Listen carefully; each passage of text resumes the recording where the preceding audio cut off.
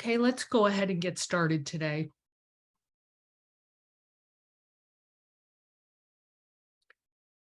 Hello, everyone. Welcome to Ask the Grant Writing Expert. I'm Meg Bouvier. You know me as the creator of the course library for NIH grant writing. I'm a neuroscientist turned NIH staff writer turned full-time NIH grant writing expert, and I'm here to answer your questions about your application. So grab yourself a cup of coffee and let's talk about NIH grant applications. So for those of you who are joining us for the first time, you're on listen only mode, so you can type your questions in the Q&A box. You can begin doing that at any time. We'll begin with a tutorial today, but then I'll be getting to the questions, so feel free to type them in at any point. And just to let you know, we're in the final stages, about to release an update to master the P and U series. So this is an update to my course on writing center grant applications, the P series, and multi-project U, the cooperative agreements. So that course is fully updated and in the final stages of approval for continuing medical education credit. So that update should be coming out any day now. So it is now September 7th, 2022. We're less than a month away from the R01 deadline. So for those of you who are applying for an October deadline, probably at this point you want to be watching Master the R series, part 4, how to write the approach, and any other writing specific courses that would be useful to you, such as the human subjects form or the rigor scoring criteria. You may want to be looking at checklists to avoid top mistakes. That's a great course to watch when you're kind of in the final few weeks, just to make sure that you haven't made any of the kind of major mistakes that I see on summary statements. So yeah, those would be the ones that I would be looking at right now, maybe the 10-week work plan as well. So for those of you who are watching this as a recording, remember that things change very quickly at NIH. So anything I say today is accurate as of today at NIH, but always check my courses and the NIH website to make sure that you have up-to-date information. A great way to stay up to date is to apply for my newsletter. I always release once a month and an encapsulation of the key policy changes that NIH has implemented and announced that month. Okay, so let's move on to the tutorial. And as I said, feel free to begin to typing your questions. I know we have at least one there already, but we're going to begin with the tutorial. Okay, so are people seeing that slide that says Meg's thoughts on rigor of prior research? Great. Okay, so those of you who have seen the Master the R series course will recognize these slides, but I think it can be, I'm just going to show you a few slides in particular because there's this one sample that I really love in terms of how to format this section. And I'd like to be able to answer questions about this section live as people begin to write. And I think the rigor of prior research, there are 4 scoring criteria for rigor of prior, for the scientific rigor. This is the first of them, rigor of prior research. And they've been around since 2016, and they still show up very regularly on summary statements. So I think people still kind of struggle with writing these. So this is applicant guidance that NIH has put out. For those of you who wrote applications a couple of years ago, this used to be called the scientific premise, and it's now called rigor of prior research. My personal preference is not to call anything premise in the significance section, because I think it kind of conveys to reviewers that you're using out-of-date terminology. So I just try to avoid the word premise altogether. So NIH asks for a careful assessment of the rigor of the prior research that serves as the key support for the project you're proposing. You're supposed to describe the general strengths and weaknesses in the rigor of prior research, and pay attention to the rigor of the experimental designs and include your plans to address the gaps. So it's the way you're going to capitalize on the strengths in the rigor of prior research and address the weaknesses. One of the key questions I get is, All right, so some of that is clearly going to be my preliminary data. So where do I put my preliminary data? Does it go in the significance section where I discuss rigor of prior research, or does it go in the approach section where one typically finds it? My personal preference is to still include it in the approach section. So you're going to, I think reviewers expect to see an expanded discussion of your preliminary data in the approach section. So my personal preference is to put it there. If you're using a careful numbering system, like, a nice outline where it's A, significance, B, innovation, C, approach, maybe preliminary data is C.1 or C.2, and then you can number your studies there. So what you would do is list the detailed discussion of each of your preliminary studies in the beginning of the approach section, and then just briefly summarize them in the significance section and reference them, either by calling it preliminary study 2, or if they're broken down under the aims, preliminary study 2A or whatever it is, or C section C.2, or however you want to reference it. But you can just kind of hit the highlights in the significance section and make it a little more punchy and salesy, and keep the expanded discussion in the approach. So you definitely want to include lessons learned in the, like what the key take-home message is and why you're presenting that particular study in support of the feasibility of the proposed project. So as promised, this is my my favorite way of formatting rigor of prior research. I think it's the most effective way I've seen so far. It's anonymized, of course, because it's from a current application. So here, the person listed 4 studies that they felt made up the rigor of prior research. So when you're discussing rigor of prior research, you're not talking about 20 years of literature. You're not talking about dozens of studies. You're talking about the handful of studies, maybe 3, 4, 6, that most directly inform the design of the proposed project. So it's at the leading edge of where the knowledge gap begins. So be sure that you're not mistaking your background section for the rigor of prior research. You don't want to give the exhaustive literature review here. It's really just the handful of studies that most closely inform the design of the proposed project. So here, what the person did is they listed the key information about the project, what the limitation was, and what their strategy was to address the limitation, and then move on to the second one: limitation, their strategy to address it; description of third study, limitation, their strategy to address it, etc. I think this is a really effective way to, I would like to say that I came up with this strategy, but I did not. But I have the sense to know something good when I see it, and asked the grantee if I could use this in my training with permission. And they said, yes, thank goodness, because I think it's really effective. So, of course, no discussion of how to write the rigor of prior research would be complete without talking about the research condition and disease classification category, which was added to the NIH Reporter website in May of 2019. So NIH added these classifications to help you justify gaps in the literature. And in this case, it's not the published literature, but the NIH portfolio itself. So remember that the Reporter website is a searchable database of all NIH-funded projects. And what you can do is go in and search.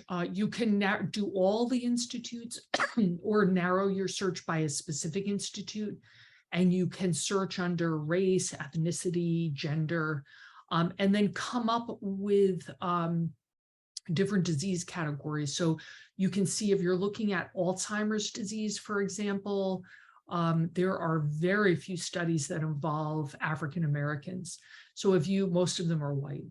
So if you are proposing a study where you're able to recruit a significant number of African Americans with Alzheimer's disease, you can use the RCDC codes to justify a gap in the NIH portfolio, not the published literature, but the NIH portfolio itself. So that's it for what I wanted to say about the rigor of prior research.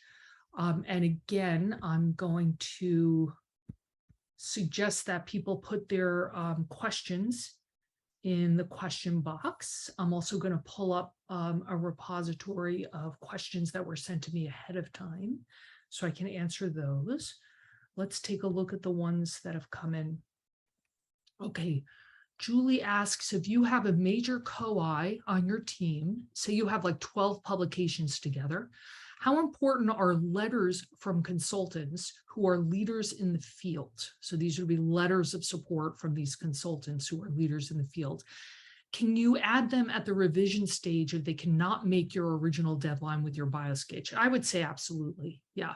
So if that co-investigator is somebody who's established in the field, maybe they're not the world expert in it, but they're established in the field. They have a pretty significant track record of publication in the field. And more importantly, you guys have published together a lot. It may be enough to satisfy reviewers. You may never need to bring on consultants who are leaders in the field. That might be enough to satisfy them. So I think it's okay to put in your A0 just with that person as a co-I with, fairly significant, you said a major co-I, so I'm assuming it's somebody with significant percent effort. And clearly you have a good publication track record. I assume that the publications that you guys have together would be consistent with the kind of work you're proposing to do together on the A0. If that's the case, I think it should be fine to go in with just that. So hopefully that answered your question. And the next question, how do we get access to the newsletter you put out? Or are most of us already receiving those updates as part of this course? So I believe that anybody who's registered in the LMS is also registered for the newsletter. But if you're concerned that you're not getting it, you can go to my website, www.megbouvier.com, and just go to the contact page and enter the mailing list. But, if you're in the LMS and viewing courses, you're probably already in the mailing list. So if you're not getting a monthly newsletter, I would check your spam folder and just see if it's getting routed there. You could add us to the mailing list, to your contact list, so that it doesn't go to spam. Okay, so hopefully that will help out anybody who's having trouble getting that. And I believe the next one is going out Friday, if I'm not mistaken, either this Friday or next Friday, but I'm pretty sure we sent it out early because there were some notices about some really good conferences that were coming up later this month, and I wanted to give people some time to register. So there's a conference coming up, a virtual conference that NIH is putting out that's coming up that talks about funding opportunity announcements for early stage investigators. I assume they're going to talk about things like the DP2 and the CATS award, in addition to ESI status on the parent R01. If that's relevant to you, I would definitely register for that. I don't remember offhand when that conference is, but it's at least a few weeks away. So if you are able to read my newsletter, which I believe comes out Friday, there'll be information about how to register for it. And in fact, I just registered for general notifications for all of their conferences, because there are a lot coming up I was interested in. There's one on the Human Subjects Forum, I think in later, like early December. And then another bigger conference in January. So those are good things to know about. So for anybody who is joining us, it looks like a number of other people have just joined us. Feel free to type any questions you have in the Q&A box. I would imagine it's September 7th, so I would imagine there are a lot of questions in people's minds. Anything is fair game. Feel free to type in any questions for me in the Q&A box. So while I wait for people to type them in, I'm going to read some of the ones that were emailed to me ahead of time. So one of them was, should all of the communications to the program officer come from the PI, or can they come from other members of the study team, such as the research fellow?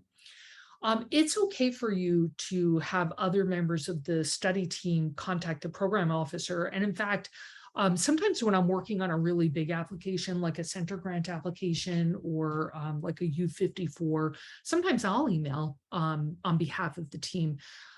The one caveat with that is that your goal as the PI is to really build your relationship with the program officer. So you want to make sure that you're not sacrificing an opportunity to interact with them and have them know your name. So it might be my preference is for all questions to be sent to the PI by the team, and then the PI emails the program officer on behalf of the team. But technically, it's not wrong for other team members to contact the program officer. Okay, the Center for Scientific Review will choose my study section, so I don't need to worry about that, right? I get that question a lot. And so this is kind of one of those things that just kind of makes me cringe, because CSR is never going to do as good a job as you will do in picking an appropriate study section. So while it is in fact true that if you don't select a study section, CSR will select one for you, the chances of you getting one that's less than optimal in that process, it goes up. So I would strongly suggest that you go through the process, assuming that you're going to a standing studies section at the Center for Scientific Review, which you would know typically by whether or not a letter of intent is requested. If a letter of intent is requested, you're probably going to some sort of an ad hoc panel, some sort of a special emphasis panel.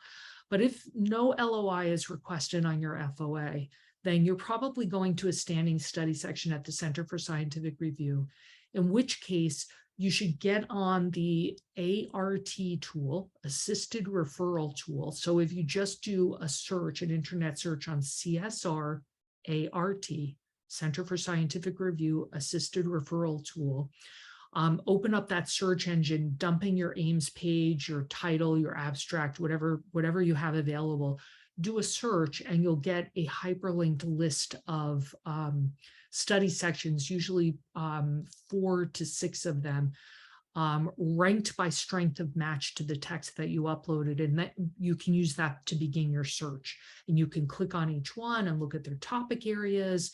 You can look at their rosters. You can look at closely related study sections. And then once you have it narrowed down to like maybe 2, go back to the reporter website and plug in that study section in that search window, and you can see things that study section funded recently. And to my mind, you're much more likely to find an optimal study section that way, rather than just leaving it for CSR to do. And then, of course, remember to list it in the assignment request form and not your cover letter. Okay, another question just came in. I have done a KO1 in the past with 12 pages of science. How long approximately should the approach section with tons of pilot data and graphs be on average? Also, if you are using the same methods to describe several pilot results, do you need to keep repeating that for each variable you discuss as a moderator? So let me answer the second part first, because that's easier. The answer is no. If you're using the same methods to describe several pilot results, just describe it once, and then every time you change the moderator, just say same methods as described in, and then refer back to whatever it is, pilot C preliminary study 1A, or whatever it is. Sometimes people list general methodology at the beginning of the approach, and that might be like C2 or something like that. Just refer back to it. With 12 pages of science, how long approximately should the approach section be? The answer, as with so much else at NIH, is it depends. So it depends on a lot of things. It depends on where you put your preliminary data. So if you have a lot of preliminary data that you've chosen to put in the significance section, that's going to balloon the significance section, and it might go up to like 4 pages. Which means that you'd have like a paragraph for the innovation, and then all of the rest is approach. If you have a methods grant, then your innovation section might be over a page. If you have tons of pilot data in the approach section, then maybe your approach section is like 10 pages. So it really is going to depend. And what I would advocate for is for you to decide so that you're doing it mindfully and that you're not just generating a draft and not thinking about how you're apportioning space. So let's say you are a first-time R01 grantee. You have some preliminary data, you're spending a fair amount of space on the methods because you don't quite have a lot of publications to point to. And you've chosen to put your preliminary data in the approach section. I would say a very typical breakdown might be like 1.25 or 1.5 pages for significance, and then maybe 1/3 of a page or 1/2 a page for innovation and 10 pages for the approach. And then think about how you're apportioning space. Maybe there's 2 pages for preliminary data, maybe more. I mean, some people have tons of preliminary data and they might have 3 or 4 pages. Often you want to refer to publications there, but that might be a typical breakdown on an R01. But again, it's going to depend a lot on your specific set of circumstances. So I don't know if you want to give me more information about your specific circumstances so I could answer that more specifically, but that gives you an idea of how you might do it as under that specific set of circumstances.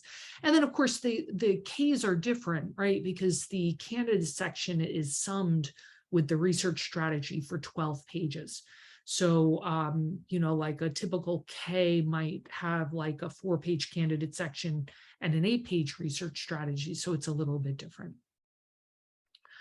Another question that just came in: from what I am hearing, if most of my preliminary data have already been published, could I skim on those in the 12-page and refer to my publications? Yes, I think you mean skimp on those.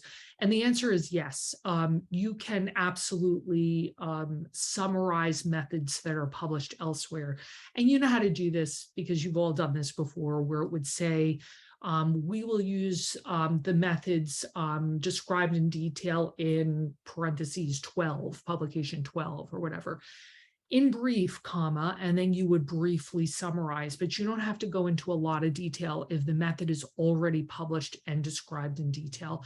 And that's why this format favors people who are a little more senior and have more publications. So when those of us who are old enough like me to remember 25-page R01s, when it went down to 12 pages, that's when the ESI status was born, because it was recognized that a 12-page R01 format is disadvantageous to people who don't have a lot of publications because they have to laboriously describe everything to convince reviewers of feasibility.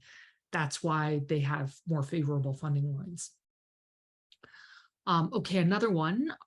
We are doing multi-level modeling in a group drinking context, and I could easily do 10 pages of pilot data. Yeah, don't do 10 pages of pilot data.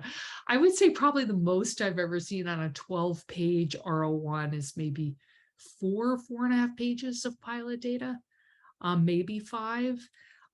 So hopefully some of those pilot data are published. And you could, you know, kind of condense it a little bit and refer to published studies, and then give a little more real estate devoted to the parts of the pilot data that are not published. Hopefully you'll find a way to do that. But yeah, if you have that much pilot data, I would imagine that a lot of that is already published. And if it's not, you may want to wait until it is, because obviously at the R01 level, you've got to have a fair amount of data already published with you as the senior author. So following up on that, this person said, yes, the first one is published and several others presented at major conferences. Presented at conferences doesn't help your cause, but if for that first one that is published, and she is saying I have 46 publications. So for that first one that's published, you can condense your discussion of those data and really just hit the highlights and refer to the publications. and really try to use your precious real estate in the approach section for the ones that are not published. Because obviously you need more space to be convincing to reviewers because it hasn't passed peer review because it's not published. Okay, so in our last few minutes, feel free to type in any further questions, and I'll continue to look here for questions that were emailed ahead of time. Does securing a postdoctoral position count as a reason for an extension on early stage investigator status? No, that is not a reason to extend your early stage investigator status. So their NIH publishes very specific reasons why you might be eligible for an extension to your ESI. Probably the two most common right now, the one that's always been the most common is childbearing. If you are a woman and you gave birth to a child, it's an automatic one-year extension once you apply for it. But also parental leave. So even if you did not birth a child, but you took, for example, FMLA, you might be eligible for an extension to your ESI status. Of course, the second most common one now is interruptions to your research program because of the pandemic. So those would be the two most common reasons, but there are others. You know, it could be military service or, you know, any number of other things. And by coincidence, the tip at the beginning of my newsletter this month, the one that's coming out, I believe on Friday, talks about how to apply for your ESI extension. You know, the form that's in ERA Commons and when to apply and what to include and all of that. So if people have questions about that, the newsletter tip, every newsletter begins with a tip where somebody asks a question and I've answered it and give some information. So this one is on how to apply for your ESI extension. We have 2 minutes and I have one last question that was just typed in. Can you refer to a publication for the feasibility of the project? Because we use a method that might not be approved by an IRB with a different team to the dysregulated drinking paradigm. We have a 90-minute ad libidinum free drinking period. You could, so you don't have to have your IRB approved at the time of application. You probably know that.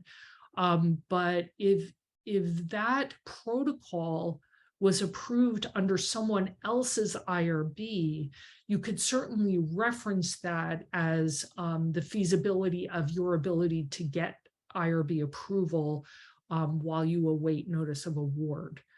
So I think that that's okay. You definitely don't have to have your IRB approved at the time of application.